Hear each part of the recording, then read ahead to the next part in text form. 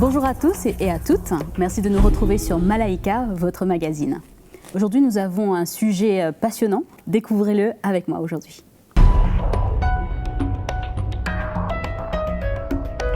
Donc voilà, le sujet du jour c'est la correction ou la réprimande dans l'Église. Quand on se fait réprimander, on n'aime pas toujours, on grogne un petit peu de temps en temps, mais comment est-ce que cette réprimande devrait se faire dans l'Église? Et par qui? On va essayer de répondre à toutes ces questions, bien sûr, avec Mama Audrey, Mama Janine et Magali, n'est-ce pas? Tout à fait. Absolument. Voilà. Pourquoi pas? Voilà. En tout cas, pour répondre à des questions plus précises de la Bible, nous avons avec nous un invité de choix. Papa Mickey, merci en tout cas d'être avec nous. Ben, c'est toujours un plaisir d'être avec vous. On a beaucoup de fans. Exactement, et c'est sympa d'être ensemble sur ce plateau. Donc on parlait de la correction dans l'Église, la réprimande. Qu'est-ce que c'est de corriger un chrétien, un frère, une sœur dans l'Église? Comment cela devrait se faire? Est-ce que tout le monde peut réprimander tout le monde? On va essayer de voir tout cela, mais avant tout, on va passer à la rubrique de Mag. Donc voilà Magali, on parle de correction ou plus particulièrement de réprimande. Qu'est-ce que cela veut dire et qu'est-ce que tu as à nous apporter de frais, de neuf? Voilà, alors des éléments de définition d'abord à Nadège, Papa Mickey, Maman Audrey. Alors on parle de réprimande mais aussi de répréhension. Alors, la répréhension, qu'est-ce que c'est? C'est l'action de reprendre sévèrement une personne. Donc il y a plusieurs formes de répréhension en fonction bien sûr des différentes personnes. On ne peut pas reprendre une personne de la même façon selon le sujet, selon son cas, etc. Alors moi je vais vous parler plutôt dans le cadre chrétien parce que j'ai fait pas mal d'études dans le dictionnaire théologique. Il peut s'agir de reprendre des ennemis d'abord de l'Évangile. C'est la première occurrence qui apparaît dans ce dictionnaire, c'est reprendre des ennemis de l'Évangile ou de faux prophètes, les faux docteurs, les faux apôtres et des gens qui enseignent ou répandent des doctrines erronées. Ça c'est la première forme de répréhension. D'accord ? Ensuite, vous avez la répréhension qui s'adresse à des membres des assemblées chrétiennes, donc c'est bien sûr nous, les frères et sœurs, qui pour diverses raisons ont besoin d'être corrigés dans leur trajectoire ou repris à cause de leur mauvaise conduite. Alors selon le cas, la réputation sera différente. Par exemple, Jésus, il n'a pas repris ses disciples de la même manière que les pharisiens, par exemple, ce qui est normal. On est d'accord. L'apôtre Paul aussi parle de reprendre sévèrement certaines personnes, d'en livrer d'autres au jugement divin, tandis qu'il écrit aussi de reprendre avec douceur les frères et les sœurs dans le Seigneur. On peut voir ça dans Galates 6, verset 1. Alors cependant, même dans la répréhension avec douceur, il y a quand même cette sévérité, cette fermeté. Je pense que Papa Mickey n'en disconviendra pas, voilà. Et le but de la répréhension aussi, c'est toujours, voilà, de ramener et de sauver une personne en faisant comprendre l'erreur ou la faute, reprendre en instruisant, comme nous le rappelle 2 Timothée 4, verset 2, ou reprendre en corrigeant, d'accord. Alors maintenant, le contexte en Afrique, qui est toujours très particulier, tout à fait. La répréhension en général, d'après les lectures que j'ai pu faire, est très mal perçue par les chrétiens en général, parce qu'elle est souvent, malheureusement, faite en public, Papa Mickey, devant tout le monde. Et le chrétien est stigmatisé. Répréhension est également faite à travers les prédications. Le pasteur va axer son prêche sur un individu en particulier qui s'est confié à lui, qui a péché, qui a trompé sa femme. C'est souvent ça, d'ailleurs, les objets des prédications qui sont axées, orientées sur la personne. Et évidemment, la personne sait très bien qu'elle est l'objet de la prédication. Donc ça aussi, c'est ce qui est décrié dans ce que j'ai pu lire. Et vous avez également, et ça c'est pire encore, et c'est ce que j'ai retrouvé pas mal de fois dans les lectures que j'ai faites, c'est la répréhension qui est faite à travers une prophétie. Alors, généralement, une prophétie qui est dévalorisante, qui condamne et qui est faite bien sûr en public. Et là, évidemment, c'est dramatique pour le chrétien parce que non seulement il a honte après de revenir à l'église, quand tu t'es fait humilier comme ça, évidemment, c'est difficile. Et c'est ce genre de répréhension à travers les prophéties Papa Mickey que j'ai vu le plus souvent dans les lectures que j'ai faites.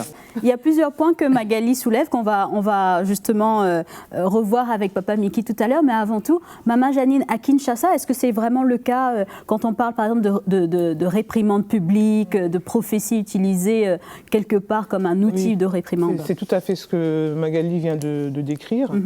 Ça va être au travers de ce qu'on appelle des attaques ciblées, donc des prophéties, enfin du moins des prophéties et des prêches qui vont cibler des personnes particulières. Et bien souvent, maintenant, elle est faite en public. Mais moi, j'irais même plus loin en disant que on va reprendre des gens publiquement, même pour des petites choses. Par exemple, quelqu'un qui a donné un communiqué, enfin une annonce, et peut-être elle s'est trompée dans l'ordre des annonces. Et, ah oui, ça va très très loin. C'est même dans des petites choses qui soient limite un peu anodine, on va reprendre publiquement les gens. Je pense que c'est un côté un peu culturel, hein, cette façon de corriger publiquement sévèrement. Ça participe un peu à la culture, je pense. Et le but de la réprimande publique, c'est aussi pour marquer le coup, pour que le peuple de Dieu se rende compte que ça rigole pas, les choses de l'Église, les choses de Dieu, il ne faut pas rigoler avec ça. Donc on reprend publiquement à titre d'exemple. Et du coup, la personne qui est réprimandée, elle est mal barrée, quoi. Elle est vraiment mal barrée. Surtout peut-être de l'exemple d'Ananias et de Saphira. Oui, on parle aussi beaucoup de cet exemple-là pour justement amener le peuple de Dieu à avoir la crainte de Dieu et de ne pas faire n'importe quoi. Et c'est un exemple qui est bien souvent cité, malheureusement, pour tenir un peu les troupes. Je donnerai juste le témoignage de cette maman qui sert le Seigneur dans une grande église et qui devait organiser une sortie avec les sœurs. Et je pense que dans sa façon de communiquer, elle avait omis d'en parler à l'autorité, au pasteur, enfin à un maillon supérieur hiérarchique, et elle a été reprise devant tout le monde un dimanche à l'église par le pasteur, par son épouse, et ça a pris vraiment des proportions très alarmantes. Et elle m'a dit ceci: tu sais, j'ai compris que j'avais eu tort. Peut-être que c'était disproportionné la façon dont on m'a repris, mais j'ai eu tort.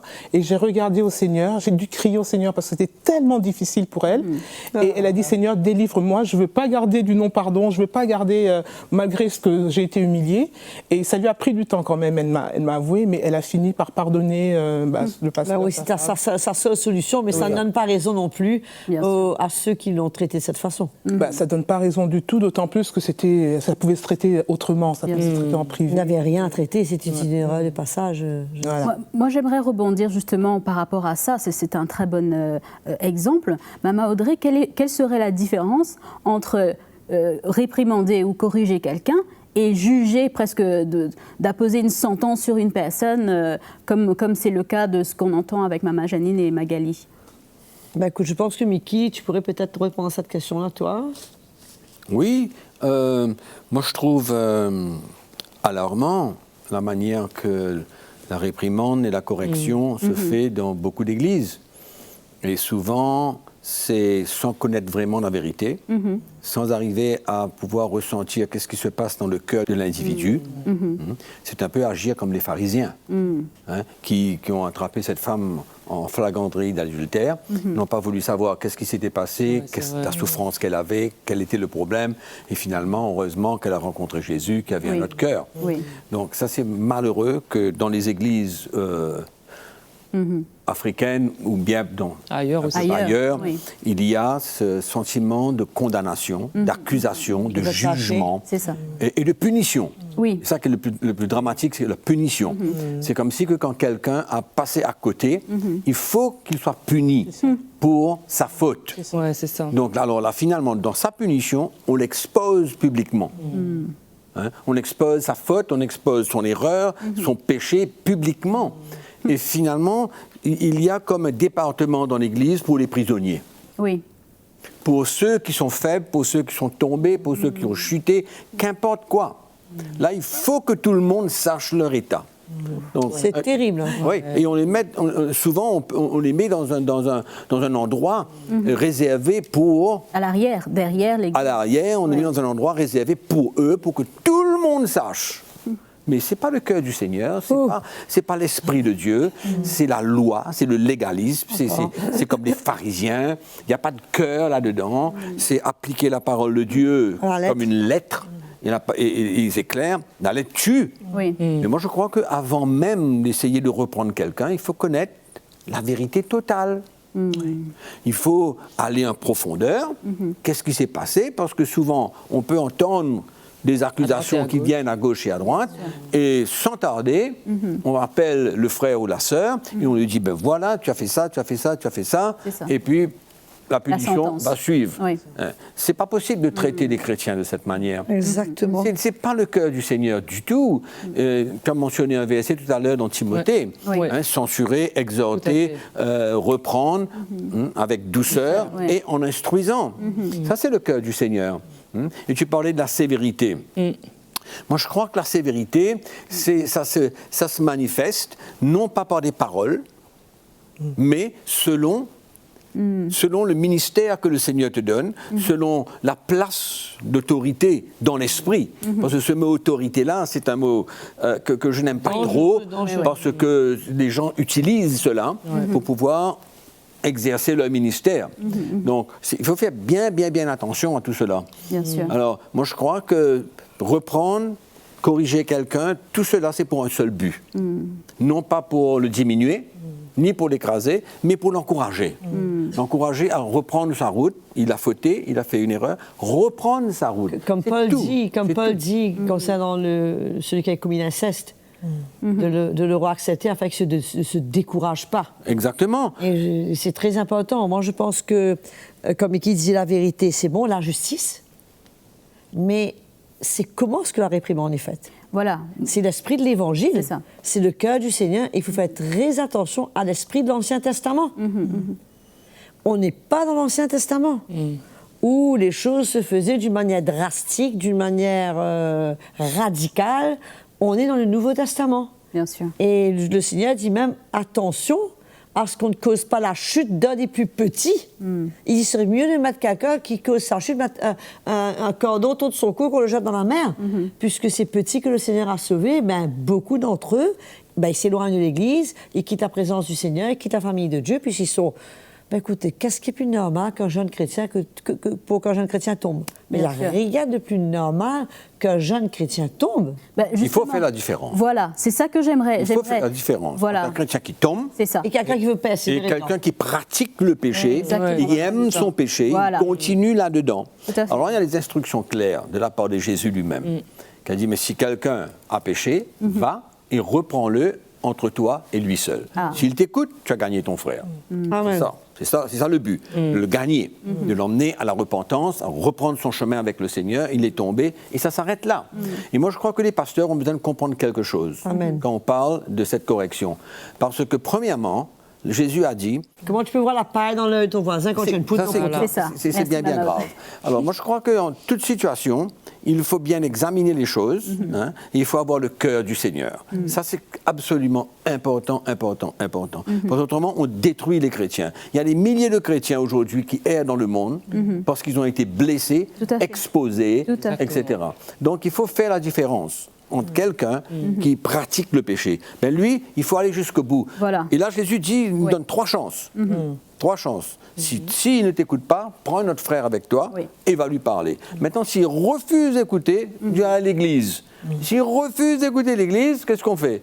On le considère comme un païen et un publicain. Alors là, maintenant, Paul dit, fais attention qu'un petit peu de levain peut faire monter toute la pâte. Donc, ce n'est pas un bon témoignage que de garder un chrétien qui aime son péché, qui ne veut pas s'en sortir dans l'Église.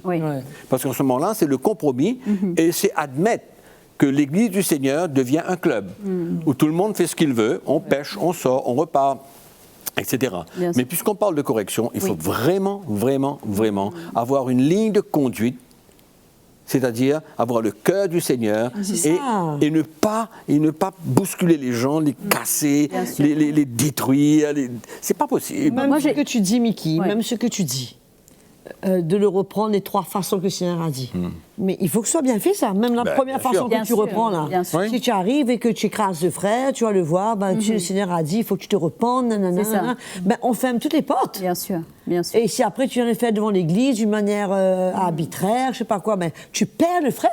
Exactement. C'est pas un principe. C'est ça. C'est pas étape 1, étape 2, étape 3. Et je coche étape 1, j'ai fait étape 2. Non. Il faut qu'il ressente un... Et après, il y a le cœur. temps du Seigneur. Il y a un moment donné où on met ça devant le Seigneur, où le Seigneur ouvre ouvre une porte, nous donne un accès, il y a un moment pour tout, où l'Esprit de Dieu est là pour emmener le frère à la repentance, que c'est pas juste des paroles de la Bible que je répète, mais il y a une intervention de l'Esprit de Dieu dans le moment précis où le frère peut rentrer en lui-même, se dégager des pièges du diable, comme la Bible nous dit, qu'il a appelé pour se soumettre à sa volonté, et qui se réveille et qui se ressaisisse. Il faut lui donner toutes ses chances.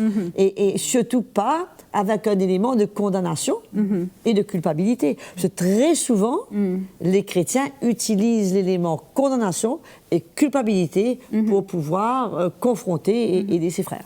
J'aimerais rebondir sur l'aspect public des choses. Par exemple, un frère, comme dans Matthieu 18-15, il parle de prendre son frère à part et de lui dire, voilà, de le réprimander avec un cœur, bien sûr. L'aspect public des choses, parfois, arrive dans un moment où il n'y a même pas eu de confrontation, en fait. Mais le péché a déjà été exposé avant même qu'il y ait eu cette communication, ce retour avec le frère. Donc, le verset clé que je pense que les pasteurs qui prennent ce genre de décision, c'est qui es-tu, toi qui juges ? Qui es-tu, toi qui juges ton prochain ? D'accord ? C'est un jugement qu'on est en train d'essayer d'appliquer. Et moi, je crois que les pasteurs ont besoin de comprendre qu'est-ce que c'est que le vrai pardon. Comment est-ce qu'on peut savoir ce qui se passe dans le cœur d'un frère ou d'une sœur qui s'est repenti, qui vraiment a obtenu le pardon de Dieu. Amen. Moi, je veux ramener cela au jour de notre nouvelle naissance, quand on a reçu le pardon du Seigneur. Est-ce qu'on vit encore avec les casseroles, toutes les casseroles qu'on va transporter derrière nous avec notre vie passée? Mais c'est la même chose en tant que chrétien. Quand on reçoit le pardon de Dieu, c'est une page tournée. Amen. Personne ne peut plus retourner là-dessus. Amen. C'est pourquoi les pasteurs ont besoin de comprendre que quand quelqu'un se repent et a obtenu le pardon de Dieu, ben, qui es-tu, toi, qui vas juger maintenant? Serviteur d'autrui. Tu juges le serviteur d'autrui. Et ne pas considérer sa repentance et le pardon de Dieu. Maintenant, il se peut qu'il arrive à rechuter encore. Sur le même problème. Sur le même problème. Oui. Ben, qu'est-ce qu'on fait? On le pardonne 77 fois 7 fois. Exactement. Exactement. Mais c'est là où il faut discerner entre celui qui dit, écoutez-moi, ne me fatiguez pas, moi j'aime ce que je fais, ok, une personne, deux, on vient à moi. Non. Moi j'aime le Seigneur, mais j'aime aussi mon péché. Non, alors là... Il faut faire attention aussi à quelque chose, c'est que dans beaucoup d'églises, je pense, on a beaucoup de facilité à reprendre un petit, à reprendre un faible, mais on ne reprend pas le riche. Ou alors on va le reprendre, mais pas en public. Voilà, on va s'assurer de ne pas le perdre. Il y aura une autre considération. On va perdre son argent. Et le Seigneur nous dit, on ne peut pas traiter les gens différemment dans l'Église. Et c'est terrible cette histoire où comment l'argent, encore une fois, va jouer un rôle et où il y a deux justices. Il y a deux poids, deux mesures. Exactement, où il y a deux poids, deux mesures. Et finalement, au bout du compte, on retrouve quoi? On retrouve des gens abîmés, des gens blessés et des gens qui étaient sincères, qui aimaient le Seigneur, ils étaient faibles. Il y a des gens qui vivent des circonstances particulières. Bien sûr. Et qui font que ils ont de la difficulté à sortir d'une situation. Ils vivent bien souvent aussi dans des circonstances difficiles. Des circonstances difficiles et c'est pas évident. Et moi je crois qu'il faut donner le temps. Il faut donner le temps aux gens de se repentir et de les mettre dehors de l'église, ne les aide pas à retourner au Seigneur.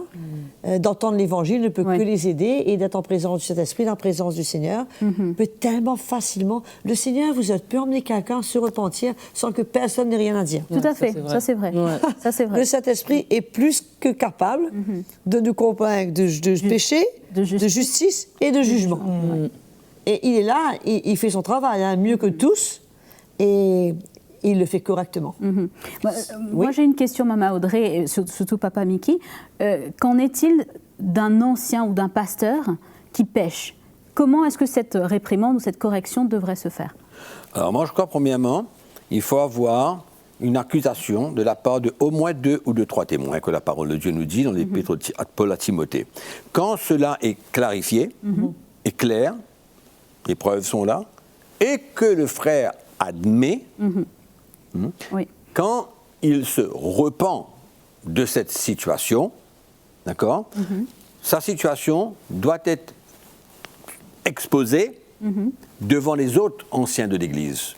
Je ne parle pas devant l'Église. Ah oui. Je parle devant les anciens de l'Église. Donc c'est jamais dans l'Assemblée, en fait. C'est jamais au niveau de l'Assemblée, c'est toujours au niveau des anciens, afin d'emmener une crainte au milieu d'eux. Bien sûr. Alors là, souvent, ce qui se passe, c'est que quand un ancien est tombé, est tombé dans le péché, finalement, la première chose qui vient à la tête maintenant, il a besoin de payer pour ça. Et de s'asseoir. Il a besoin de payer pour ça. C'est comme dans la justice. Comme il a son casier judiciaire. Exactement. Il a besoin de payer pour ça parce que ça, c'est comme aller en cours aujourd'hui. Oui. Si tu voles un bonbon, tu as une amende. Si tu voles telle chose, tu vas en prison, etc. etc. Mais c'est pas du tout l'esprit de l'Évangile, tout cela. Moi, je crois que quelqu'un qui est tombé et qui se repent sincèrement, dans son cœur même, il va réaliser que il ne peut pas, allons dire, du jour au lendemain, être comme si rien ne s'était passé. Pendant un recul. Lui-même, il va se sentir dans un état où il va se ralentir un petit peu, etc. etc. Mais il n'y a pas de punition. Parce que si on commence à parler de punition, où est le pardon de Dieu? Où est la vraie repentance? Où on va? Et c'est comme ça qu'on détruit les serviteurs de Dieu qui, parce qu'ils ont péché, on ne parle pas d'aimer son péché, je parle qu'il est tombé. Mais on le détruit. On le détruit complètement. On lui dit maintenant, il n'y a plus de place pour toi dans le ministère. Mais quand quelqu'un se repent, c'est comme si que rien ne s'était passé. Moi, je me souviens très bien de l'histoire d'un frère, un homme de Dieu qui était un évangéliste merveilleux, que je connaissais très très bien. À une certaine époque, il est tombé dans l'adultère. Il a quitté sa femme, il est allé pour une autre femme. Et un dimanche, il était parmi le top des pasteurs de son endroit. Mais personne n'est allé vers lui vraiment avec un cœur pour l'emmener à se repentir. Et il est venu dans une église, un dimanche. Et quand le pasteur de cette église l'a vu rentrer, il a envoyé la sécurité dehors pour le mettre dehors immédiatement.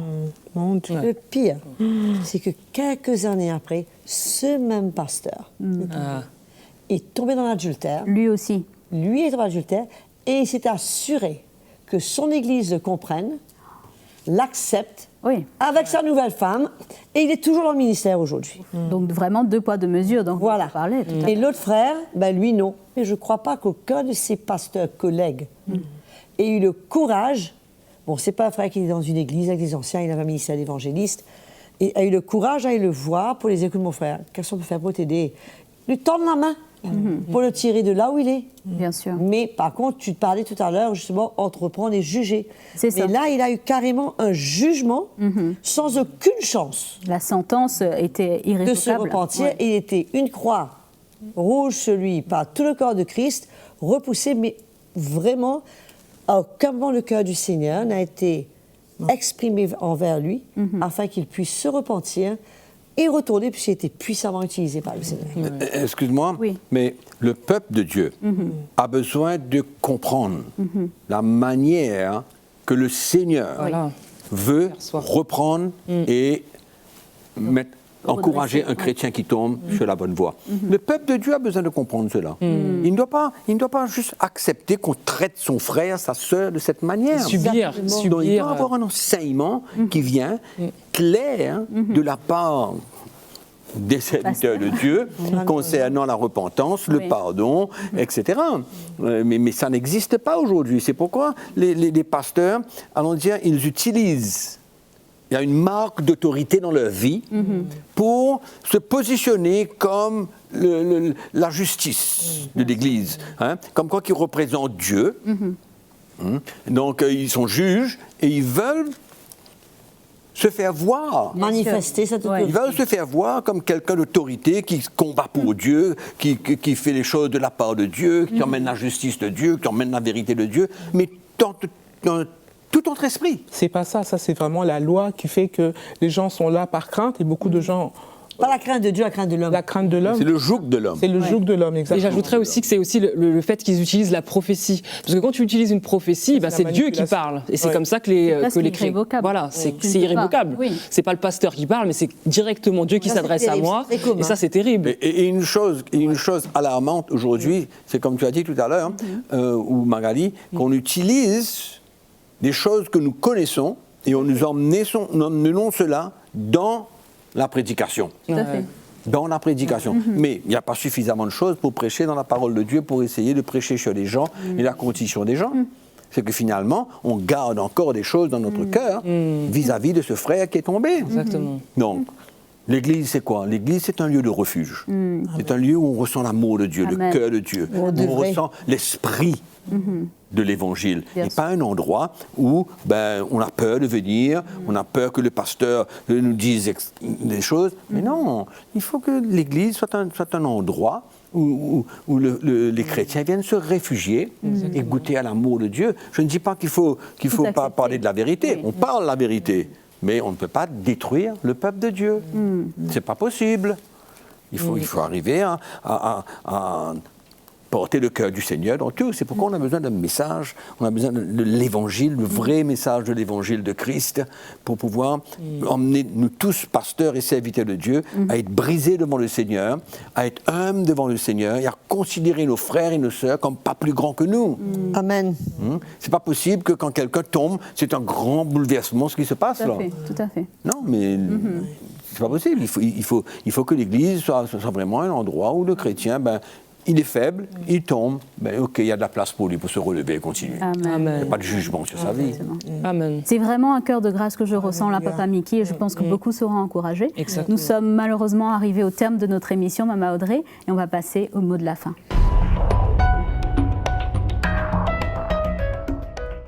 En fait, je crois qu'il y a un verset dans le livre de Michée qui parle de la justice et la miséricorde. C'est bon d'avoir un sentiment de justice, mais c'est important que ce sentiment soit dilué, je dirais, soit mêlé avec un sentiment de miséricorde. Sinon, on ne retrouve pas le cœur du Seigneur. Je crois que le cœur du Seigneur, que ce soit dans la réprimande, dans le désir, c'est aussi le désir de corriger, comme un père désire corriger ses enfants, puisque si nous sommes les fils légitimes, nous avons part à la correction. Tout à fait. Mais la justice, elle va de pair avec la miséricorde. Et je crois que c'est comme cela qu'on peut quand même décrire l'esprit de l'Évangile dans cette chose qu'on veut emmener dans l'Église, sachant qu'on ne doit rien faire en dehors du cœur du Seigneur, parce que dans l'Église du Seigneur, c'est son cœur que nous devons avant tout représenter. Amen. Amen, Maman Audrey. Amen. Bien sûr, Papa Mickey, merci beaucoup pour cet encouragement et pour cet éclaircissement. Maman Janine et Magali, merci beaucoup. Et bien sûr, merci à vous, mesdames et messieurs qui nous suivent. Vous êtes vraiment de plus en plus nombreux à regarder le programme. Nous vous encourageons à continuer de nous écrire, de nous donner vos feedbacks, vos témoignages. Et nous vous donnons bien sûr rendez-vous pour la suite de nos programmes sur Malaika.